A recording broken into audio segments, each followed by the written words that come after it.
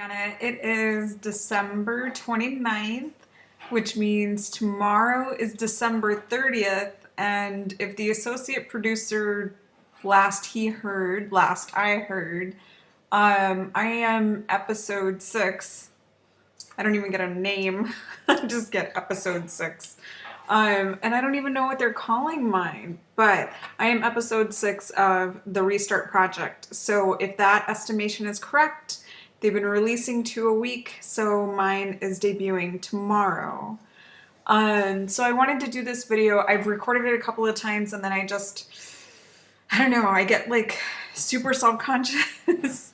All of you who are video bloggers, you guys know after a while you just have to let go of the fact that this is going to be seen by other people sometimes. I mean, not that many people, but so I've been hesitating to do this video about my experience with Project Restart, Restart Project. They changed the names a couple of times when we're in production, so now it's the Restart Project.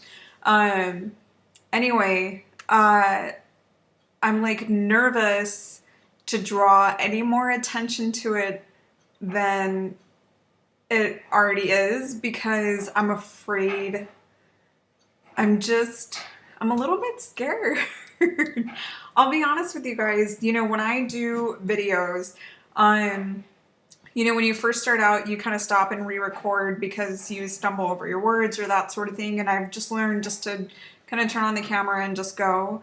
But a part of that is that I'm always kind of in control of my story, and I'm always able to kind of make that edit, or if I stumble or if I feel like I said something that wasn't really the way that I wanted it to come out, that I can go back and take that back.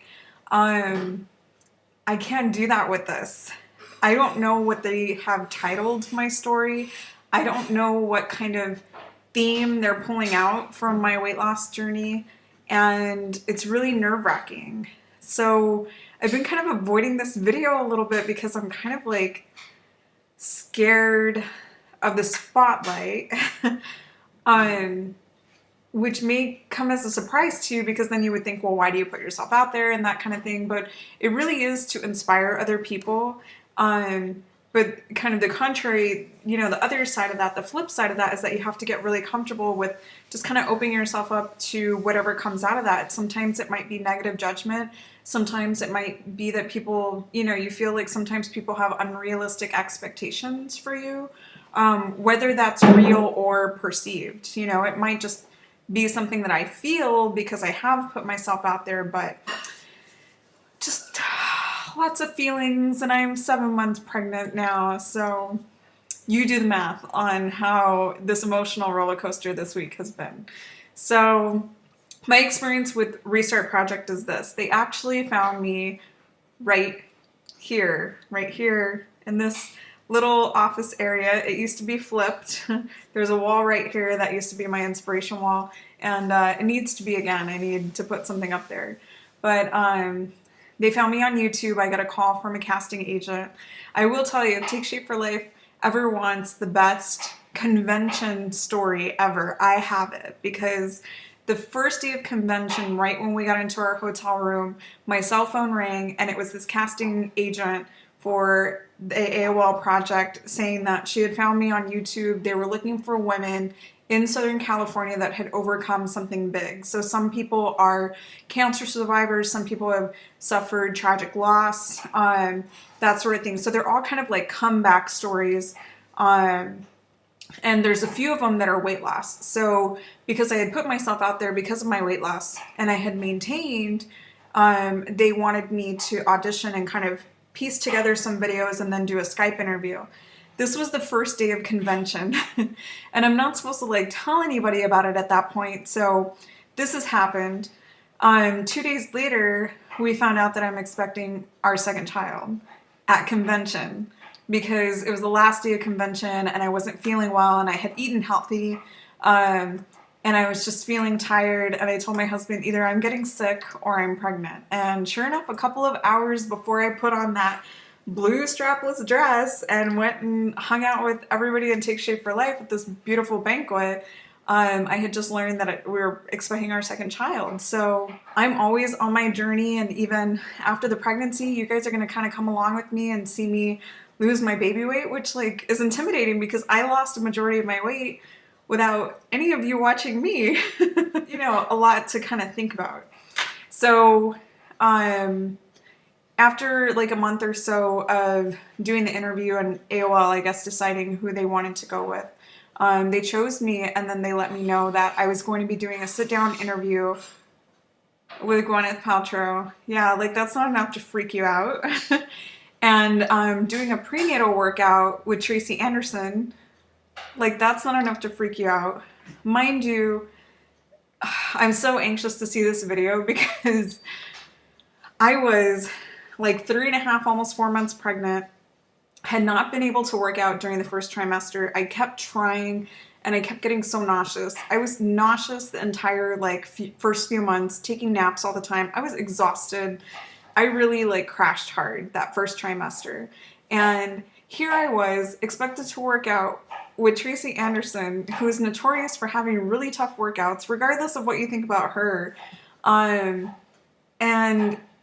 by the way, you have 3 cameras on you. And I don't work out pretty. Like, I don't look beautiful when I work out. I'm one of those, like, people think that I'm going to pass out. Like, I'm so red in the face and, like, out of breath that they're almost a little bit worried about me.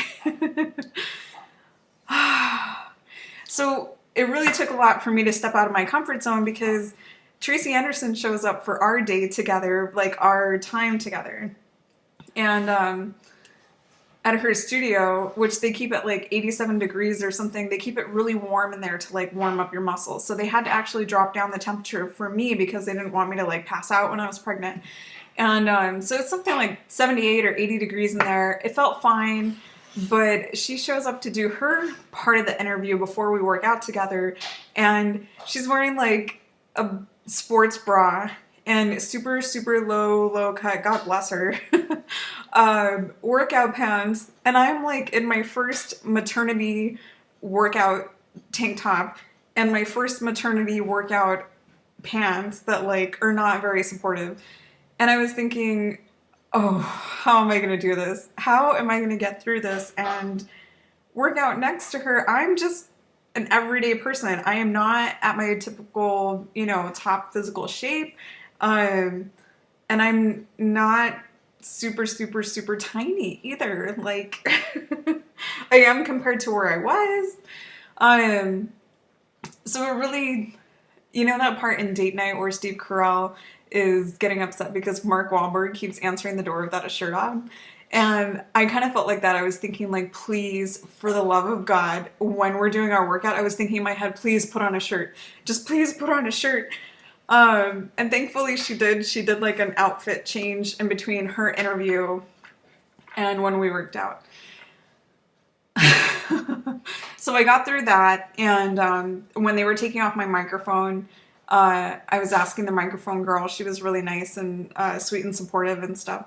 And I was like, are you guys only, because we were talking the entire workout. She's trying to talk to me and ask me questions, and I'm just trying not to die and like not pass out or like not feel like I can't keep up with her or like fall over. There's some things that required like some serious balance. And so I'm trying not to fall on my butt in front of like 10 people that are watching me work out and filming it. By the way, 3 cameras on you.